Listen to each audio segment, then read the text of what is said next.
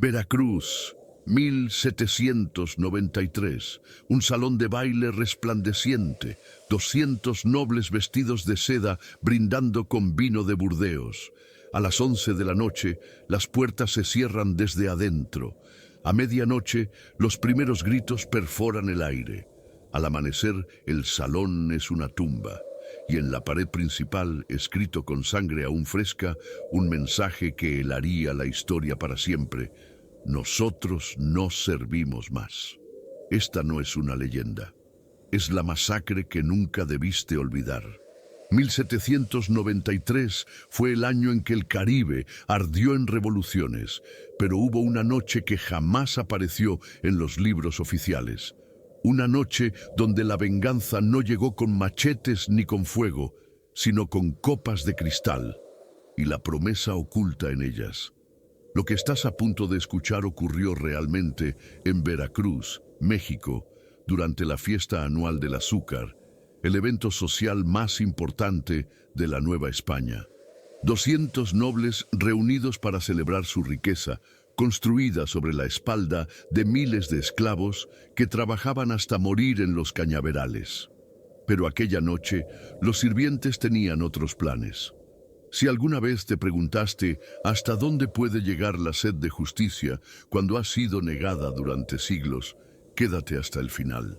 Y si este tipo de historias te estremece tanto como a mí, deja un comentario con la palabra venganza y suscríbete, porque en Sombras Coloniales desenterramos lo que el poder intentó borrar.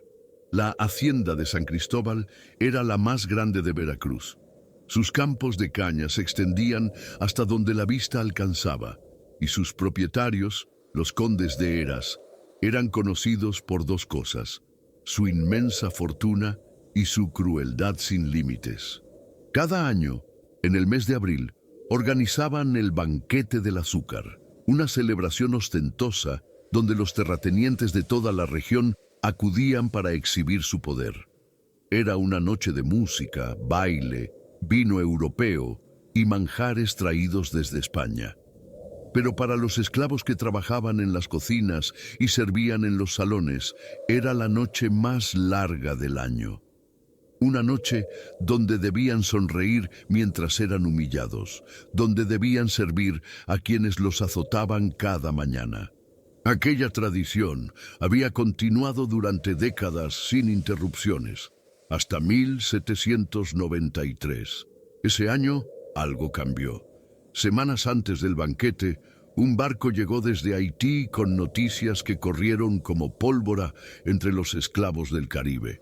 La revolución haitiana estaba en pleno apogeo. Los esclavos habían tomado las armas, habían quemado plantaciones enteras y habían ejecutado a sus amos en las plazas públicas.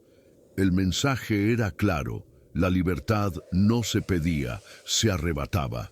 En Veracruz, ese mensaje resonó profundamente en el corazón de hombres y mujeres que llevaban décadas esperando un cambio que nunca llegaba. Y fue en ese contexto donde nació el plan más oscuro y meticuloso que la Nueva España jamás había visto.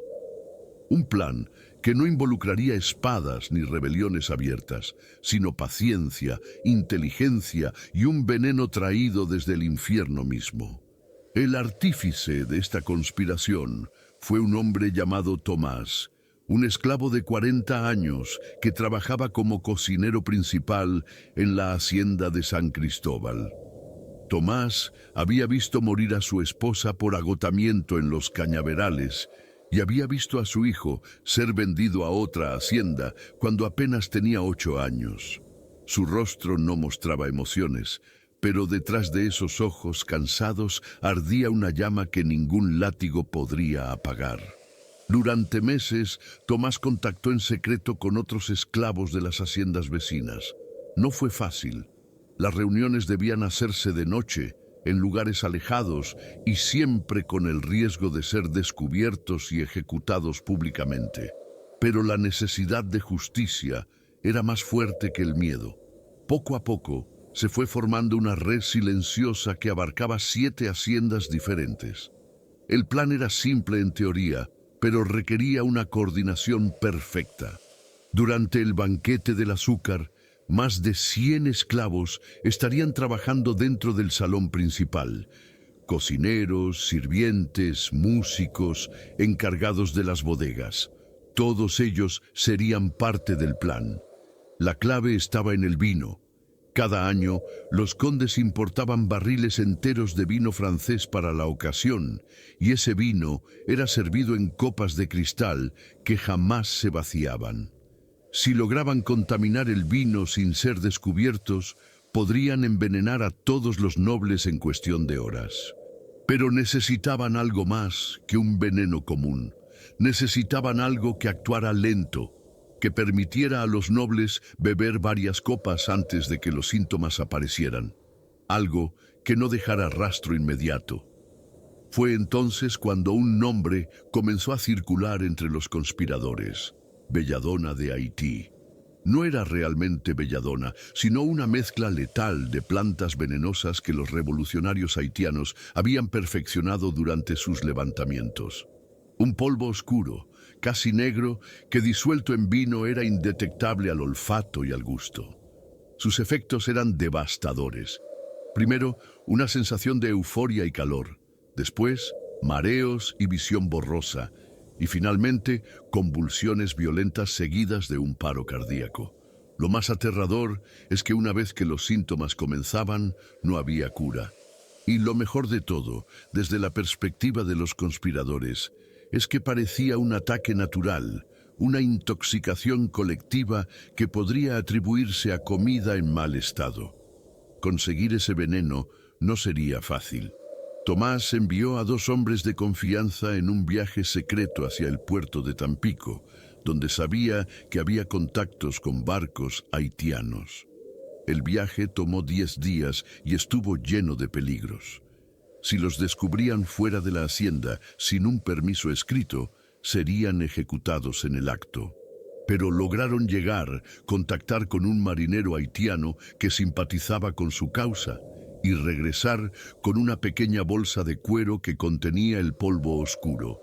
La bolsa era tan pequeña que cabía en la palma de una mano, pero su contenido era suficiente para matar a 300 personas.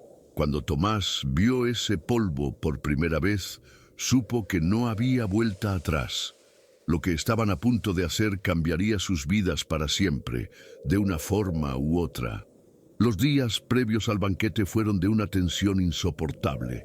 Los esclavos conspiradores debían actuar con normalidad absoluta, sonreír cuando les gritaban, obedecer cada orden sin cuestionamientos.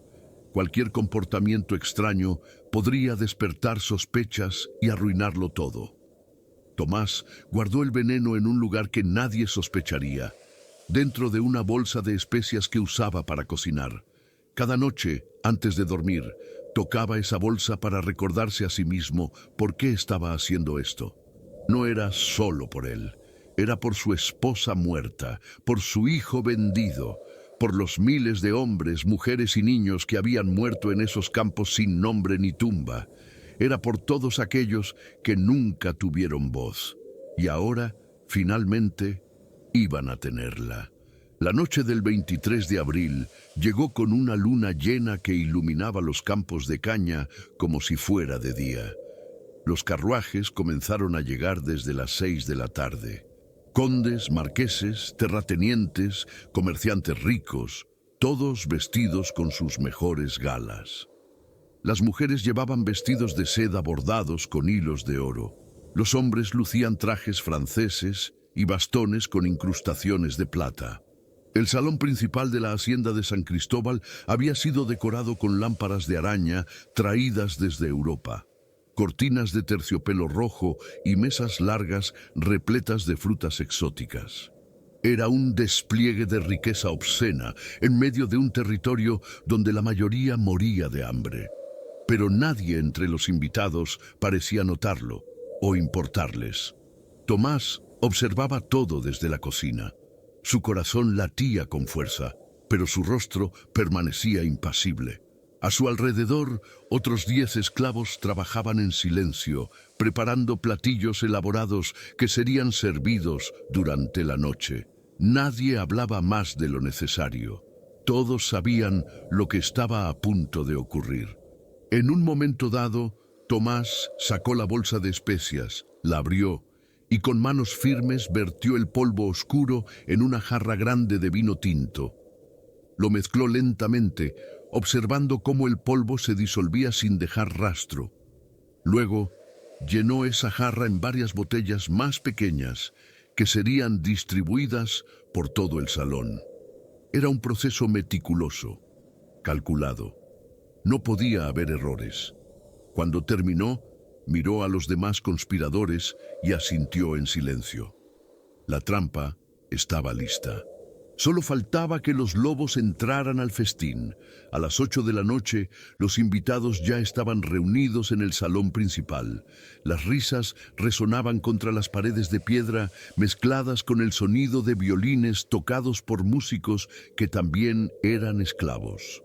Los condes de Heras presidían la mesa principal, flanqueados por otros nobles de igual rango. Todos brindaban constantemente, celebrando un año más de prosperidad construida sobre el sufrimiento ajeno. El vino fluía sin cesar, servido por manos temblorosas que sabían exactamente lo que estaban entregando. Cada copa llenada era un paso más hacia el infierno. Pero los nobles no notaban nada. Para ellos, aquellos sirvientes eran invisibles, simples herramientas que cumplían una función.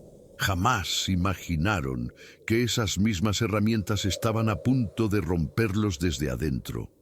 El conde de Heras levantó su copa y propuso un brindis.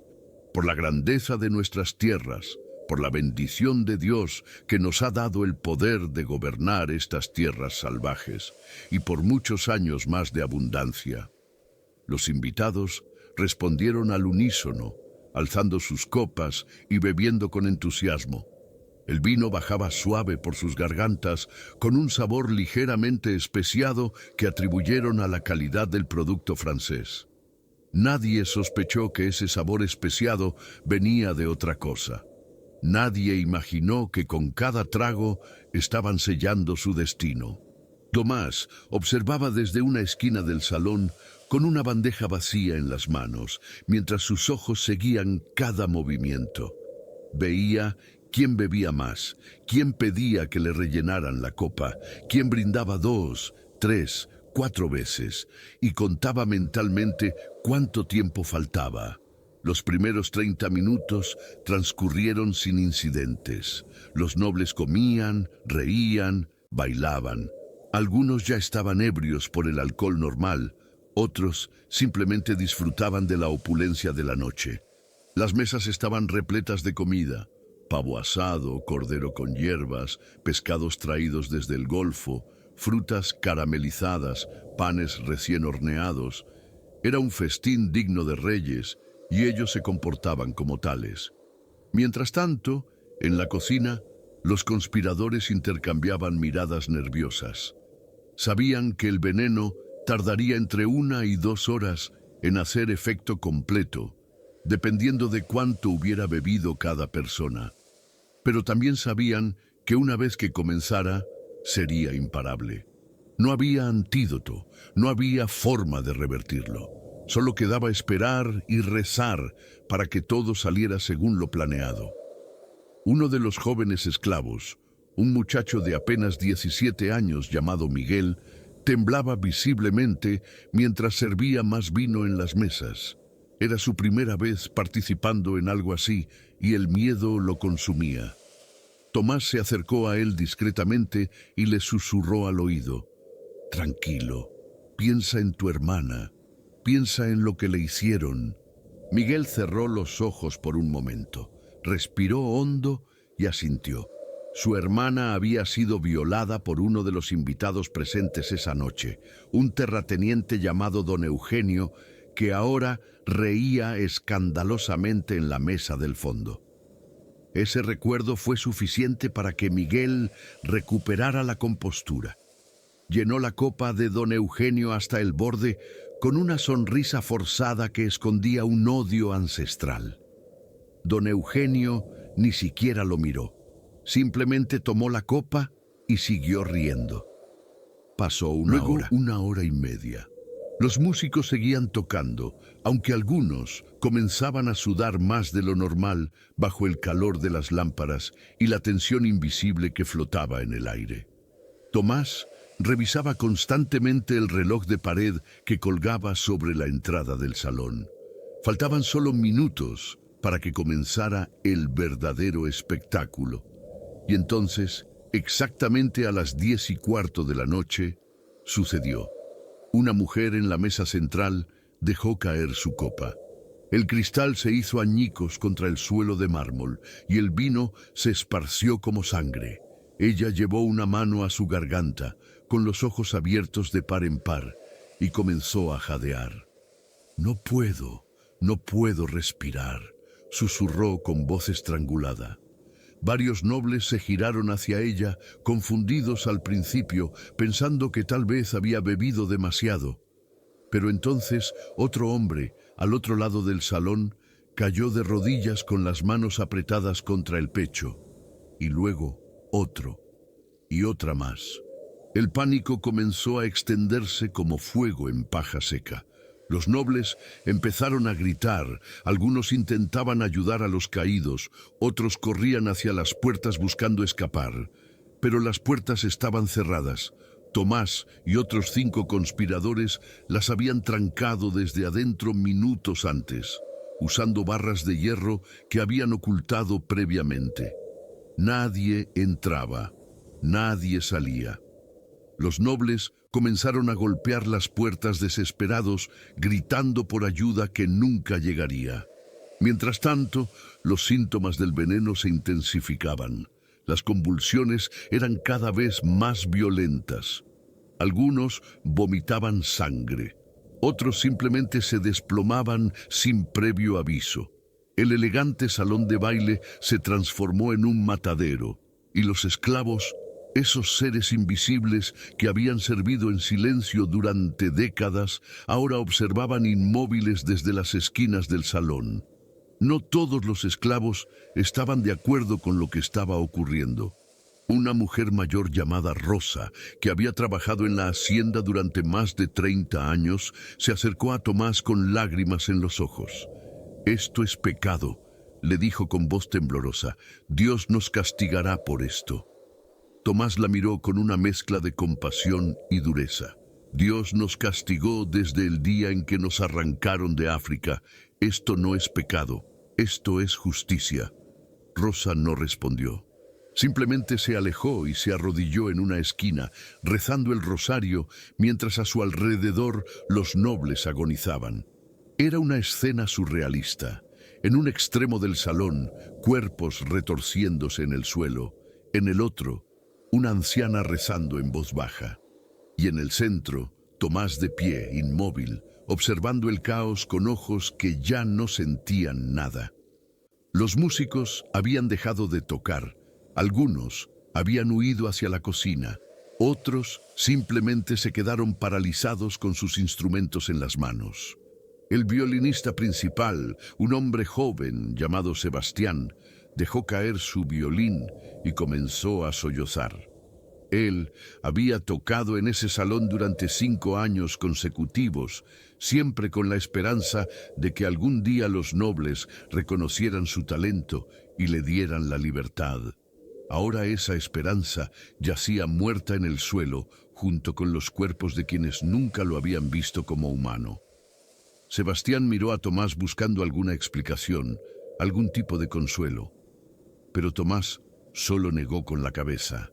«No hay vuelta atrás», le dijo. «Ahora todos somos cómplices. Todos compartimos el mismo destino». A las 11 de la noche, más de 150 nobles ya habían caído. Los que aún permanecían de pie estaban demasiado débiles para seguir luchando. Algunos intentaban arrastrarse hacia las ventanas, pero éstas estaban demasiado altas y tenían rejas de hierro.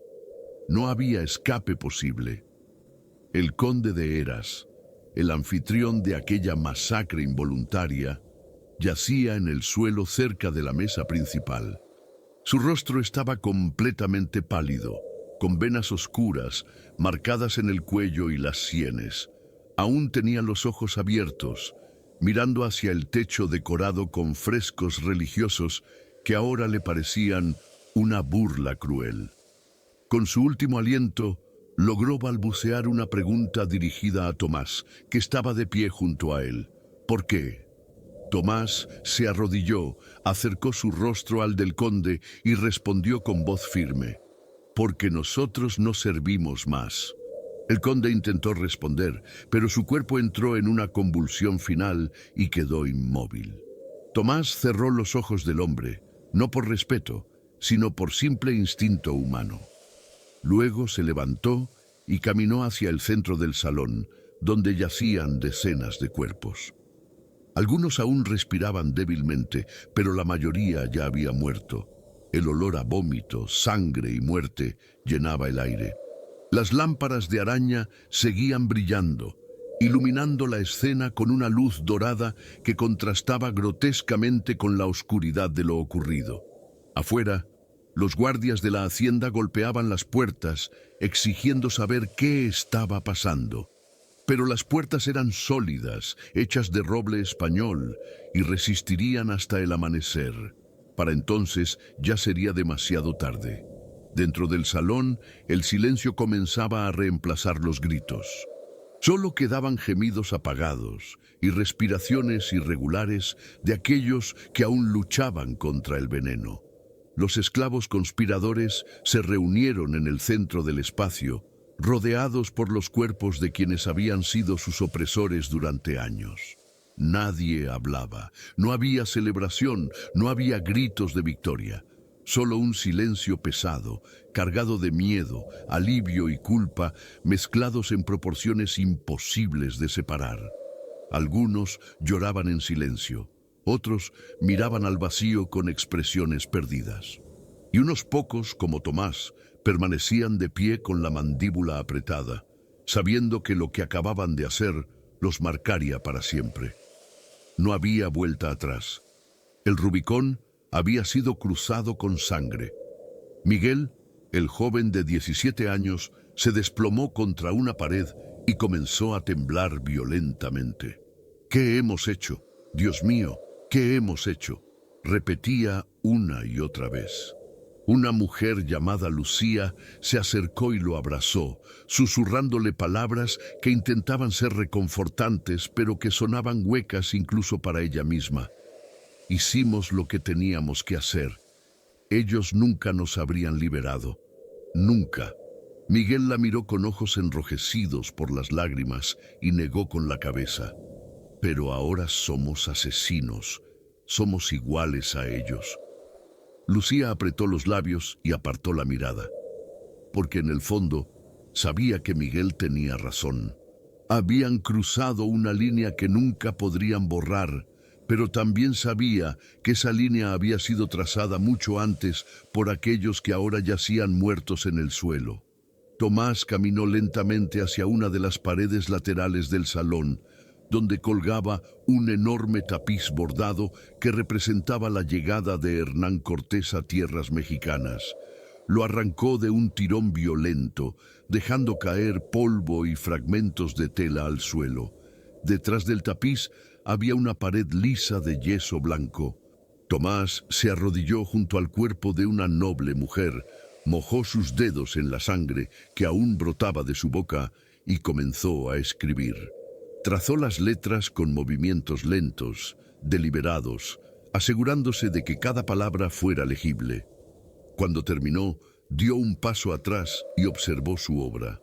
Allí, escrito con sangre fresca sobre la pared blanca, estaba el mensaje que quedaría grabado en la historia. «Nosotros no servimos más».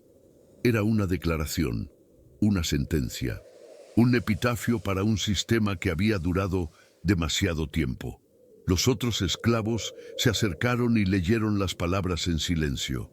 Algunos asintieron con aprobación, otros simplemente miraron con expresiones vacías. Rosa, la mujer mayor que había rezado durante la masacre, se acercó a la pared y tocó las letras con dedos temblorosos. «Esto nunca se borrará», murmuró. Aunque limpien esta pared 1000 veces, esto nunca se borrará. Tomás la miró y asintió. Ese es el punto. Que nunca se olvide lo que pasó aquí.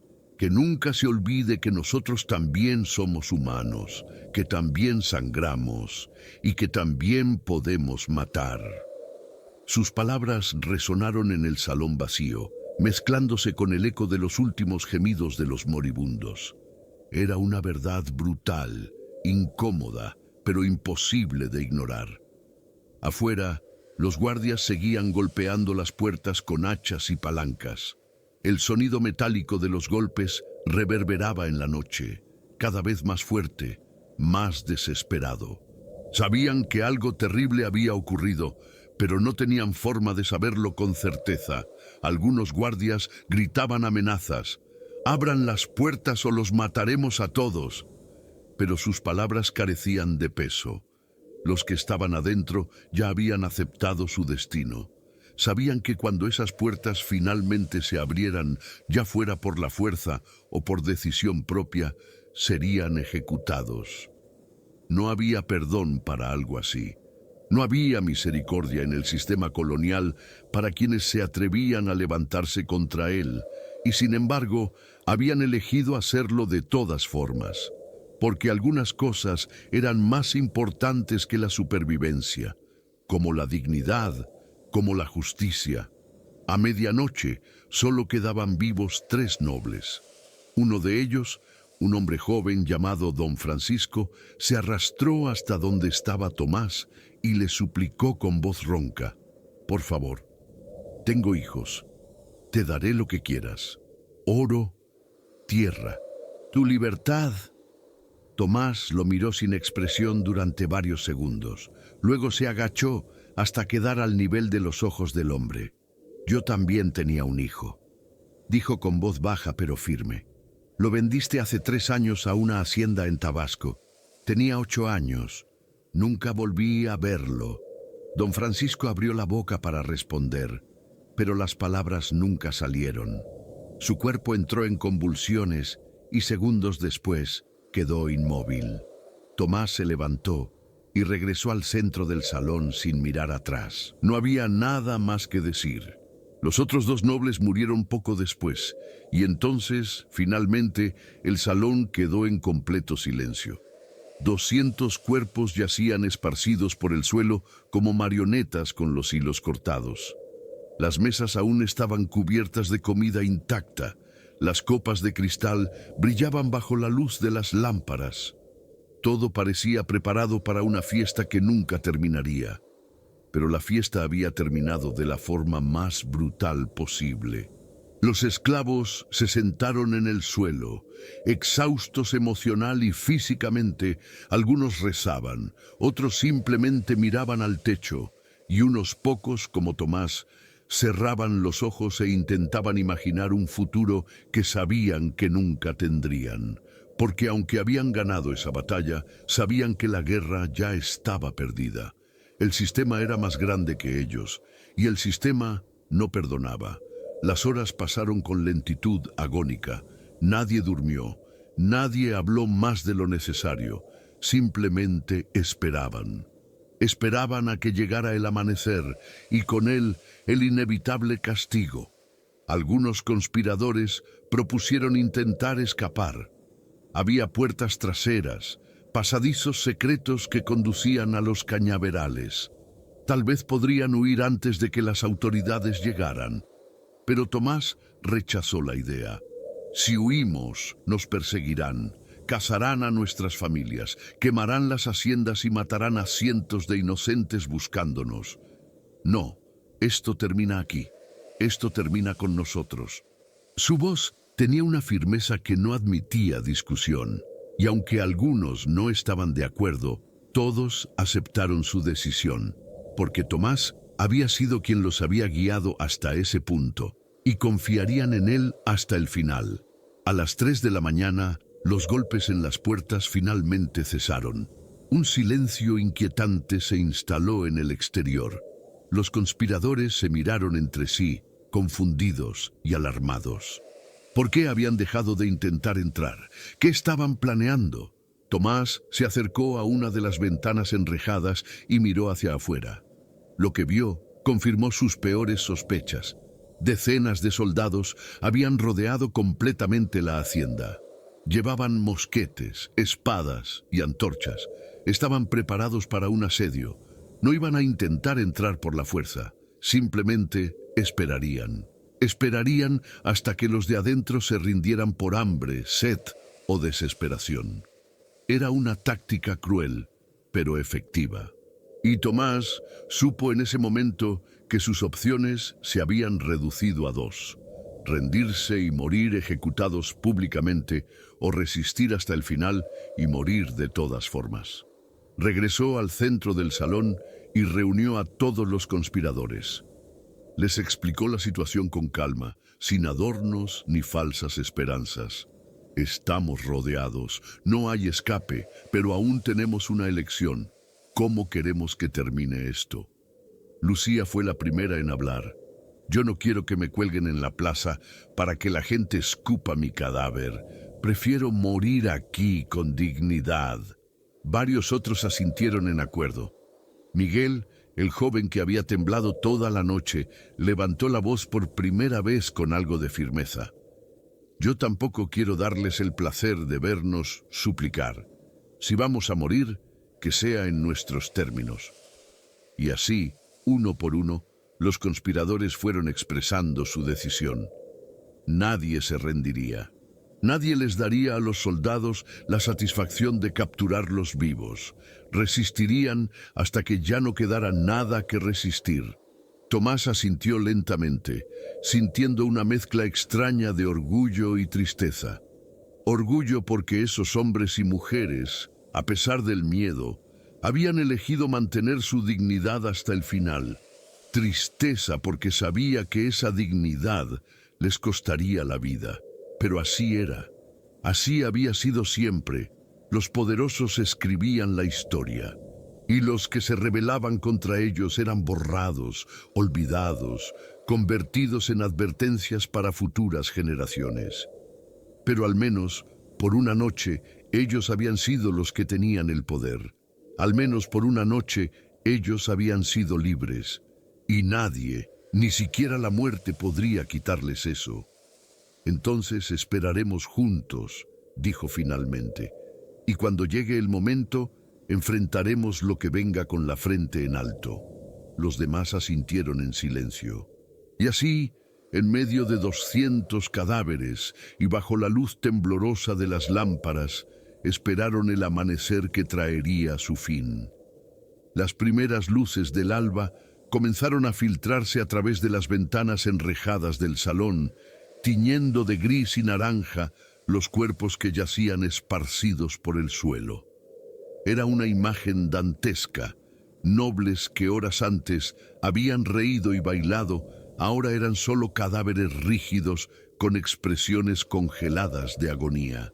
El contraste entre la elegancia del salón y la brutalidad de la escena era perturbador. Las lámparas de araña seguían encendidas, aunque algunas velas ya se habían consumido por completo. El olor a muerte se había vuelto insoportable, mezclado con el aroma dulzón del vino derramado y la cera derretida.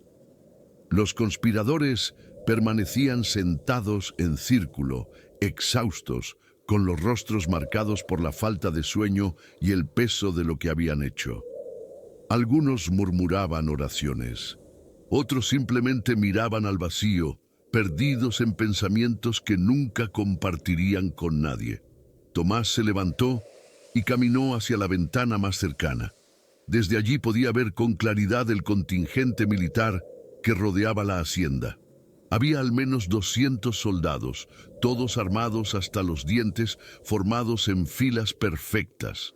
Al frente estaba un oficial de alto rango montado en un caballo negro, con un uniforme impecable y una expresión de frialdad absoluta. Junto a él había un sacerdote vestido con sotana negra, sosteniendo un crucifijo de plata. La presencia del sacerdote solo podía significar una cosa. Venían preparados no solo para capturar, sino también para ejecutar en el acto.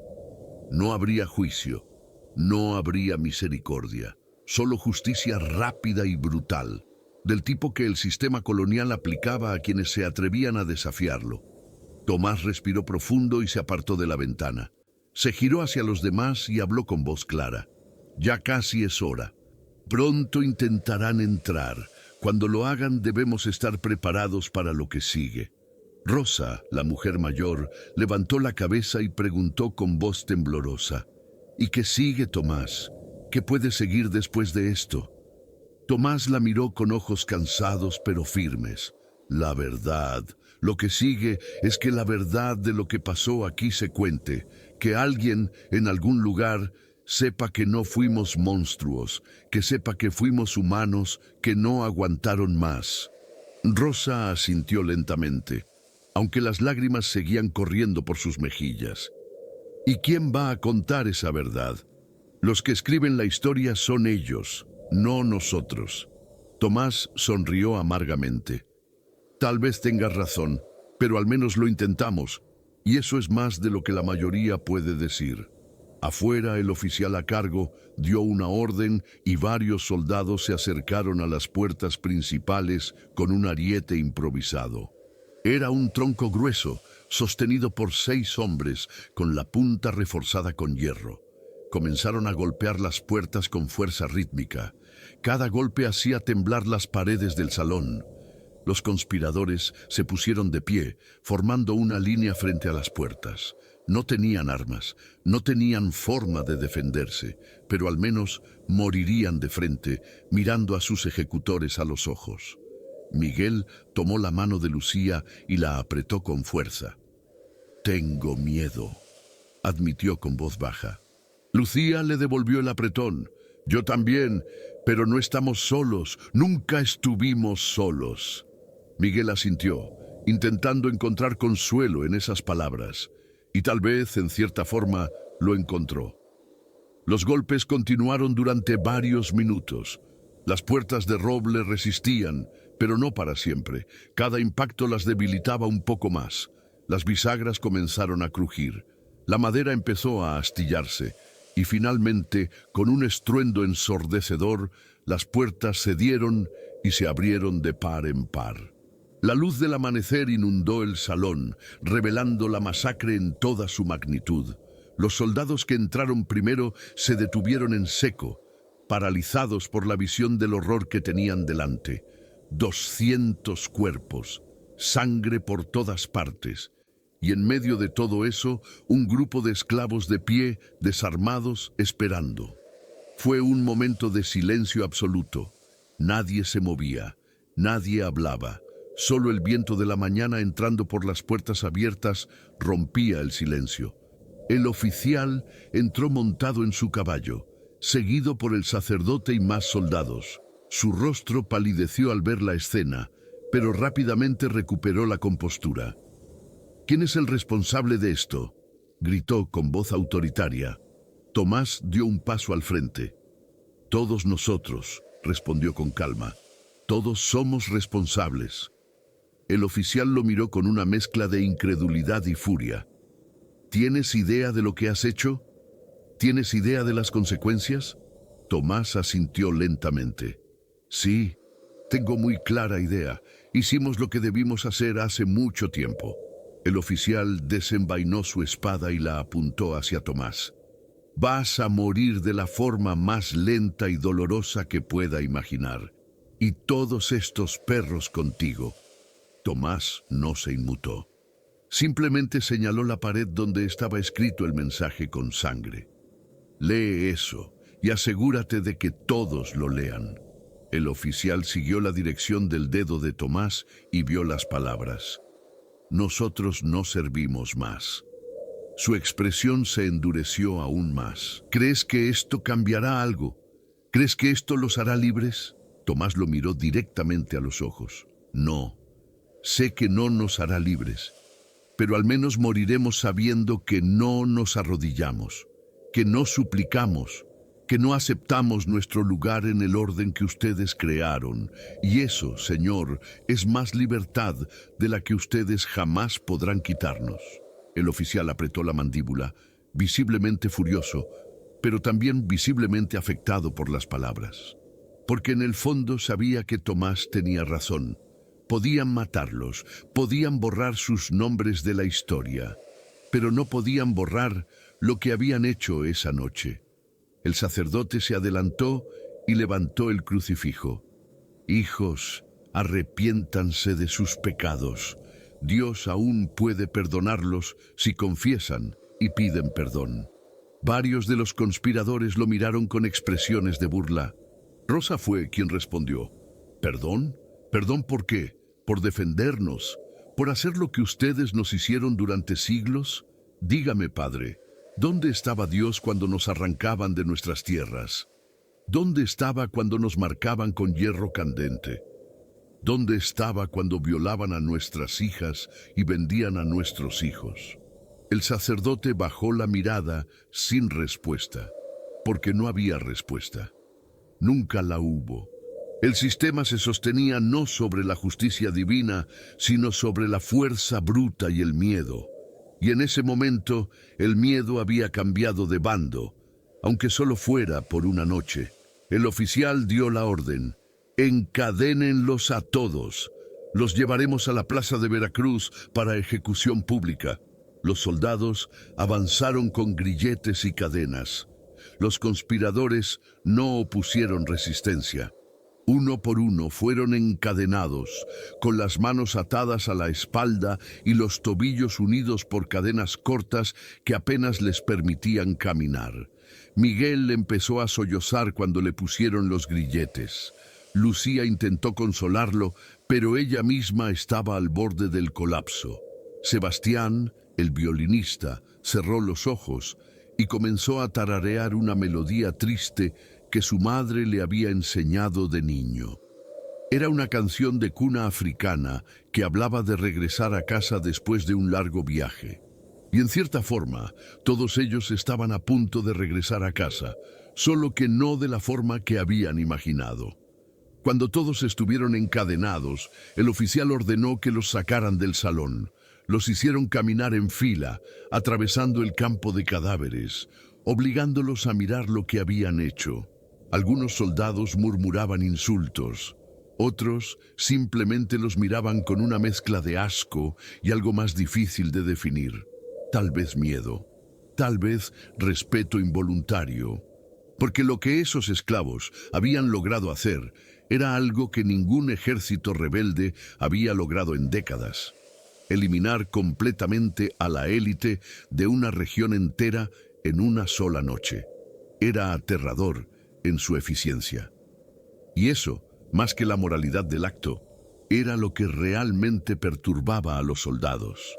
Si un grupo de esclavos desarmados podía hacer esto, ¿qué podía hacer toda una población oprimida si decidía levantarse?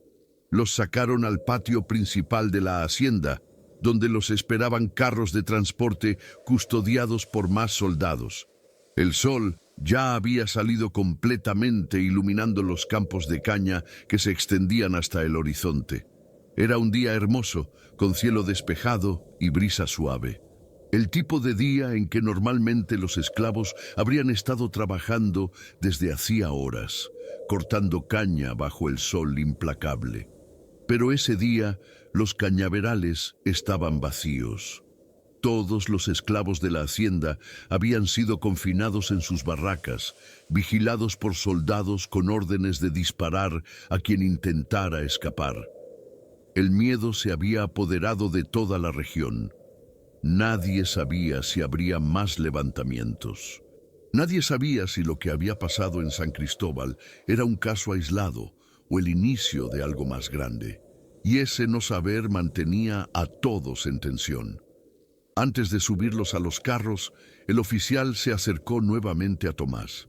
«Tengo una pregunta», dijo con voz más baja, casi íntima. «¿Valió la pena? ¿Realmente valió la pena morir por esto?» Tomás lo miró durante largo rato antes de responder. «Pregúntame eso cuando estés en tu lecho de muerte, después de haber vivido toda tu vida, sirviendo a un sistema que aplasta a otros para mantenerte arriba. Pregúntate si esa vida valió la pena. Y entonces tendrás tu respuesta. El oficial no respondió. Simplemente dio media vuelta y ordenó que los subieran a los carros. Y mientras los conspiradores eran transportados hacia su ejecución, Tomás miró por última vez la hacienda donde había pasado los últimos 20 años de su vida. Vio los campos que había trabajado hasta sangrar, vio los barracones donde había dormido en el suelo y vio la casa principal con sus elegantes columnas manchadas ahora por la tragedia, y no sintió arrepentimiento, solo un profundo cansancio, y tal vez, en algún rincón de su alma, algo que se parecía a la paz. El viaje hasta Veracruz tomó 3 horas. Los carros avanzaban lentamente por caminos de tierra, escoltados por soldados a caballo que mantenían las armas listas. Los conspiradores iban apiñados en jaulas de madera como animales destinados al matadero. Hacía calor. El sol caía implacable sobre ellos. No les dieron agua ni comida. Era parte del castigo. Querían que llegaran débiles, deshidratados, rotos. Querían que la multitud los viera como lo que el sistema decía que eran, bestias salvajes que habían perdido el control. Pero a pesar de las condiciones, muchos de los conspiradores mantuvieron la cabeza en alto. Cantaban canciones africanas que sus abuelos les habían enseñado. Canciones de resistencia, de esperanza, de memoria. Y esas canciones flotaban en el aire caliente, desafiando el silencio que el poder quería imponerles. Cuando llegaron a la plaza principal de Veracruz, una multitud inmensa ya los esperaba. Miles de personas se habían reunido para presenciar la ejecución. Algunos estaban allí por curiosidad mórbida, otros porque habían sido obligados por las autoridades a asistir como advertencia de lo que les pasaría si seguían ese ejemplo. Pero también había esclavos entre la multitud, cientos de ellos traídos por sus amos para que vieran con sus propios ojos el destino de la rebelión. Y en los ojos de esos esclavos había algo que las autoridades no habían anticipado. No había miedo, había admiración, había tristeza, pero no había miedo. Porque por primera vez en sus vidas habían visto que era posible, que los invencibles podían caer, que los poderosos podían sangrar, y esa semilla, una vez plantada, era imposible de arrancar. La plaza había sido preparada con cuidado macabro. En el centro se levantaban 20 horcas de madera, construidas apresuradamente durante la noche. Eran estructuras simples pero efectivas, diseñadas para matar lentamente por asfixia. No habría el disparo de gracia, no habría decapitación rápida, solo la muerte lenta, visible, ejemplar.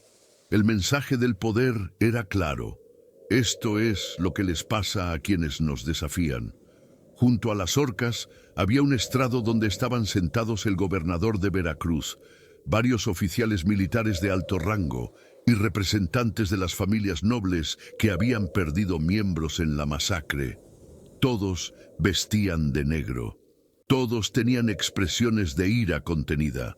Y todos esperaban con anticipación el momento en que se haría justicia. O al menos lo que ellos llamaban justicia. Los conspiradores fueron bajados de los carros uno por uno y conducidos al centro de la plaza. Las cadenas resonaban contra el pavimento de piedra con cada paso. La multitud los observaba en silencio. No había gritos de odio, no había insultos, solo un silencio tenso, eléctrico. Tomás caminaba al frente del grupo, con la espalda recta y la mirada fija en el horizonte. Detrás de él venían los demás: Rosa, Miguel, Lucía, Sebastián y todos los otros que habían compartido esa noche de sangre y decisiones imposibles.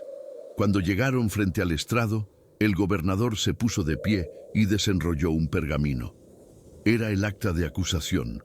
La leyó con voz fuerte, asegurándose de que todos en la plaza pudieran escuchar cada palabra.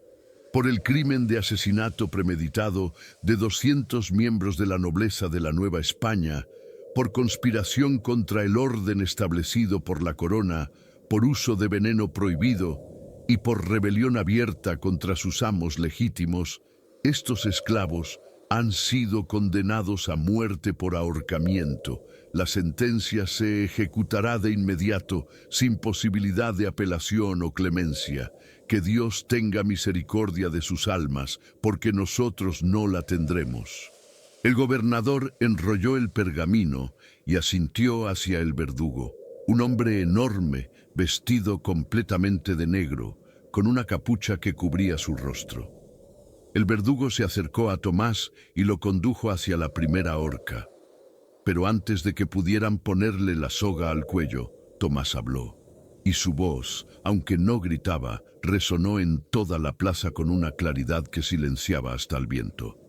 Pueden matarnos hoy, pueden borrar nuestros nombres, pueden quemar nuestros cuerpos y esparcir nuestras cenizas.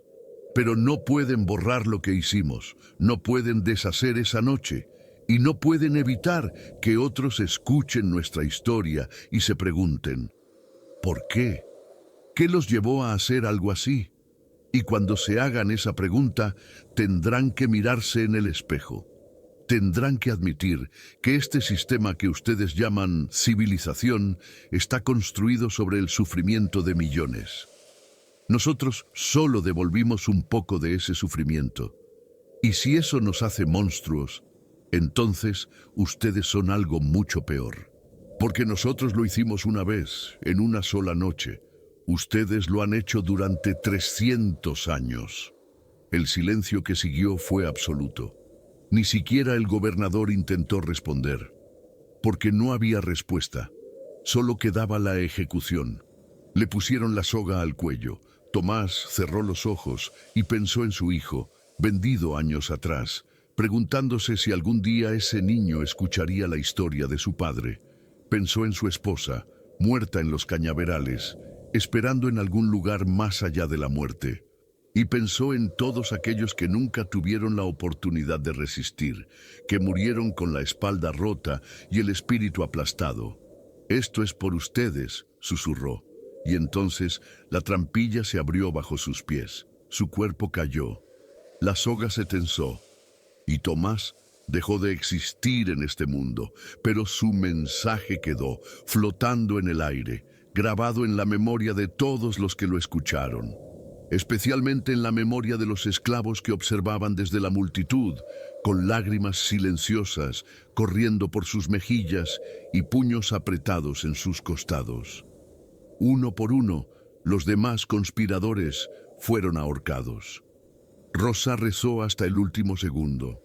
Miguel lloró pero no suplicó. Lucía cantó una canción de libertad con la voz quebrada. Sebastián tarareó su melodía hasta que la soga le cortó el aire. Y así, durante más de una hora, la plaza de Veracruz fue testigo de una ejecución masiva que pretendía ser una advertencia, pero que se convirtió en algo más. Se convirtió en un símbolo, un recordatorio de que la opresión siempre tiene un límite, que los seres humanos pueden aguantar mucho pero no para siempre, y que cuando ese límite se cruza, las consecuencias pueden ser devastadoras para ambos lados. Cuando el último cuerpo dejó de moverse, el gobernador ordenó que fueran dejados colgando durante 3 días. Otra advertencia, otra demostración de poder, pero el efecto fue el opuesto al esperado. Durante esos 3 días, esclavos de toda la región encontraron formas de pasar por la plaza. Algunos dejaban flores en secreto. Otros simplemente miraban los cuerpos y se iban en silencio, con algo nuevo brillando en sus ojos. Y en las noches, cuando los guardias se distraían, alguien escribía mensajes en las paredes cercanas. Ellos no sirven más. Recordamos, no están solos. Las autoridades borraban los mensajes cada mañana, pero cada noche aparecían nuevos. Era una guerra silenciosa de memoria contra olvido. Y aunque el poder tenía la fuerza, la memoria tenía algo más poderoso, la persistencia. Después de 3 días, los cuerpos fueron bajados y quemados. Las cenizas fueron esparcidas en el mar, con la esperanza de que con ellas se dispersara también el recuerdo de lo ocurrido. Pero los recuerdos no funcionan así. Los recuerdos se aferran, se transmiten, se transforman en historias que se cuentan en voz baja, de generación en generación. En las semanas siguientes, las autoridades intentaron enterrar el incidente. Los registros oficiales lo mencionaban apenas como un disturbio menor sofocado con eficiencia. Los nombres de los conspiradores nunca fueron registrados. La hacienda de San Cristóbal fue vendida a nuevos dueños que mandaron demoler el salón donde ocurrió la masacre y construir uno nuevo. Intentaron borrar cada rastro físico de lo que había pasado, pero no pudieron borrar las historias. No pudieron silenciar las canciones que los esclavos cantaban en los cañaverales, canciones que hablaban de una noche donde los sirvientes dejaron de servir. No pudieron evitar que padres les contaran a sus hijos sobre Tomás y sus compañeros, convirtiéndolos en leyendas, y no pudieron detener la semilla de rebelión que esa noche había plantado en el corazón de miles de oprimidos. Años después, cuando México finalmente abolió la esclavitud, hubo quienes recordaron aquella noche en Veracruz como un presagio, como una advertencia no escuchada, como el momento en que el sistema pudo haber reflexionado y cambiado, pero eligió la violencia y la represión. Y aunque los nombres de Tomás y los demás se perdieron en el olvido oficial, su acto quedó grabado en la memoria colectiva de una forma extraña, casi mítica. Se convirtieron en símbolos, en recordatorios de que la dignidad humana tiene un precio y que a veces ese precio debe ser pagado en sangre, no porque sea justo, no porque sea correcto, sino porque no queda otra opción cuando todas las demás han sido agotadas. La historia es escrita por los vencedores, pero la memoria es guardada por los sobrevivientes. Y los sobrevivientes nunca olvidan. Hoy, más de 200 años después, pocos conocen la historia completa del banquete de los condes. No aparece en los libros de texto, no hay monumentos que conmemoren a los conspiradores. No hay placas que marquen el lugar donde ocurrió la masacre, pero en algunos pueblos de Veracruz, los ancianos aún cuentan la historia. La cuentan en voz baja, como se cuentan las cosas que son demasiado importantes para olvidar, pero demasiado peligrosas para gritar. Y cuando la cuentan, siempre terminan con la misma frase. Esas 5 palabras escritas con sangre en una pared hace más de 2 siglos. Nosotros no servimos más. Palabras que resonaron esa noche, palabras que resonaron en la plaza durante las ejecuciones, y palabras que siguen resonando hoy, en cada lucha por dignidad, en cada acto de resistencia, en cada momento en que alguien decide que ya no aguanta más. Porque la historia se repite. Las circunstancias cambian, pero la esencia permanece. Siempre habrá opresores y oprimidos, y siempre habrá un momento en que los oprimidos digan, basta. Esta es la historia que el tiempo intentó borrar. La historia de una noche donde el vino se mezcló con veneno, donde las puertas se cerraron desde adentro y donde 200 nobles aprendieron demasiado tarde que todo sistema tiene un límite. Si esta historia te estremeció tanto como a mí investigarla, déjame en los comentarios cuál fue el momento que más te impactó, y si quieres seguir descubriendo las sombras que la historia oficial enterró, suscríbete a este canal, porque en Sombras Coloniales no dejamos que el olvido gane. Nos vemos en la próxima oscuridad.